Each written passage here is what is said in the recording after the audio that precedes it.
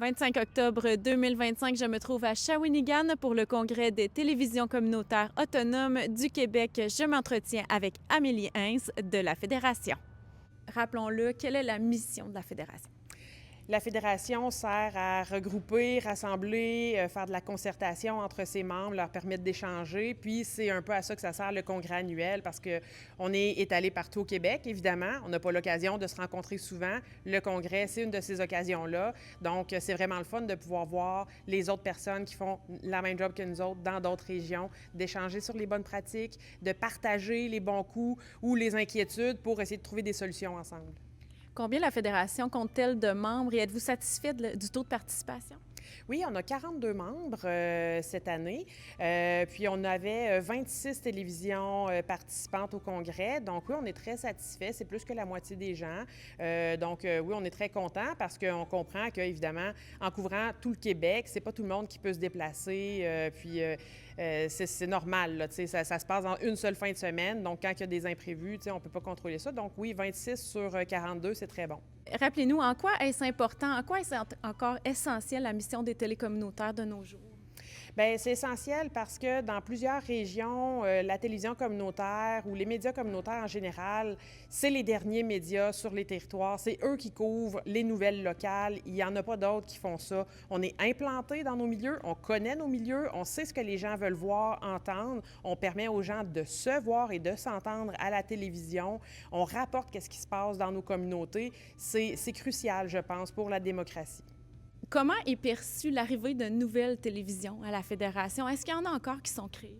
Oui, il y en a encore qui sont créées. On a des télévisions qui sont encore assez jeunes. La plus jeune, je crois, 4 ou 5 ans, Télécœur, au centre du Québec. Oui, on devrait accueillir des nouveaux membres prochainement. C'est toujours une excellente nouvelle. Moi, je trouve que c'est vraiment... ça démontre, en fait, que les communautés veulent avoir des nouvelles locales, veulent entendre parler d'eux puis se voir. Fait que pour moi, c'est toujours d'excellentes nouvelles parce qu'on a besoin de ça. La société a besoin d'être informée. Tu as besoin de savoir qu'est-ce qui se passe chez vous pour développer ton territoire, développer des sentiments d'appartenance dans tes communautés. Fait que c'est toujours d'excellentes nouvelles pour moi. Il est essentiel dans votre mission de faire des représentations au gouvernement, représenter les TVC. Parlez-nous de ces représentations-là dans la dernière année. Participant aux différentes consultations publiques du CRTC, en participant à l'écriture des lois qui ont été adoptées par Patrimoine canadien, au gouvernement canadien, C-18, C-11, de faire reconnaître la télévision communautaire comme étant une partie prenante du système de radiodiffusion canadien. Ça nous a permis de faire partie de certains fonds qui ont été créés, dont le fonds Google, donc qui distribue 100 millions de Google aux différents médias au Canada. La Fédération fait partie du conseil d'administration du collectif qui gère cet argent-là. Nos membres reçoivent une partie de ces argents-là. On fait aussi partie du programme de journalisme local, l'Initiative pour le journalisme local, l'IJL. On a maintenant 14 télévisions qui vont recevoir un journaliste financé par ce programme-là dans les prochains jours, ça s'en vient. Donc ça, c'est le genre d'avancée qu'on fait. C'est un travail qui est extrêmement long. C'est souvent long avant d'avoir des résultats. Mais quand on a les résultats, c'est extrêmement satisfaisant, puis on est vraiment content que ça arrive enfin vers nos membres. Le travail n'est pas terminé, on va continuer là-dessus. Ça continue à se mettre en place. Les lois au CRTC, on risque de comparaître encore devant le CRTC après les fêtes.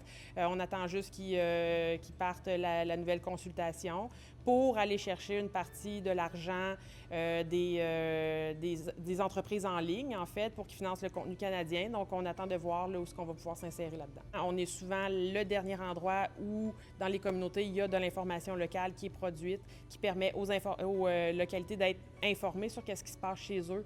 Au niveau politique, c'est extrêmement important. On va continuer à développer, en fait, les services qu'on offre aux membres. On a des nouvelles personnes dans notre équipe qui vont travailler sur des projets surtout au niveau du numérique, mais peut-être aussi de soutien au journalisme chez nos membres.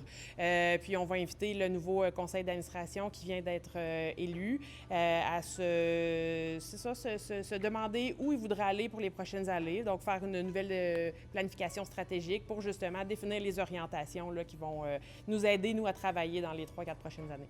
On essaye de convaincre le gouvernement de nous aider à nous faire découvrir en investissant eux-mêmes, en participant à la création de publicités pour faire la promotion de notre travail à grande échelle partout au Québec. Donc, je pense que c'est un travail qui va être en développement, justement, cette année. Ça serait intéressant de s'associer aussi aux autres médias communautaires. Je pense qu'ensemble, on est plus fort. Parlez-nous maintenant de l'action communautaire autonome.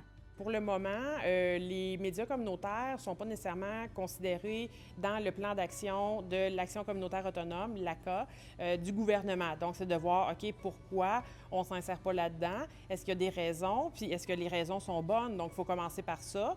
Après ça, on va voir avec les autres associations si ça les intéresse de se joindre au mouvement. Mais dans tous les cas, on a déjà des liens avec le réseau national de l'Action communautaire autonome. On participe à leur campagne. On s'insère quand ils font des sondages pour avoir les chiffres concrets de qu'est-ce que représente le milieu communautaire autonome au Québec. On participe à ça. Puis, on a des revendications sensiblement similaires qu'eux. Donc, c'est ça, on a déjà des liens. Donc, c'est peut-être de développer un petit peu plus ça puis d'aller pousser un petit peu plus loin jusqu'où on pourrait aller.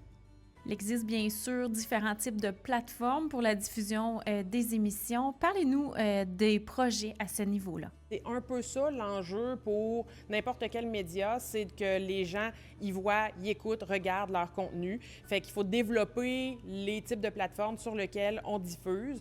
Donc, la télévision intelligente, c'était une option qu'on voulait regarder. Donc, on est en train de développer quelque chose, de faire des tests pour voir, bon, dans l'opérationnalisation de tout ça, est-ce que c'est faisable? Est-ce que c'est réaliste pour les TV d'intégrer ce genre d'application-là sans que ça demande trop de surplus de travail?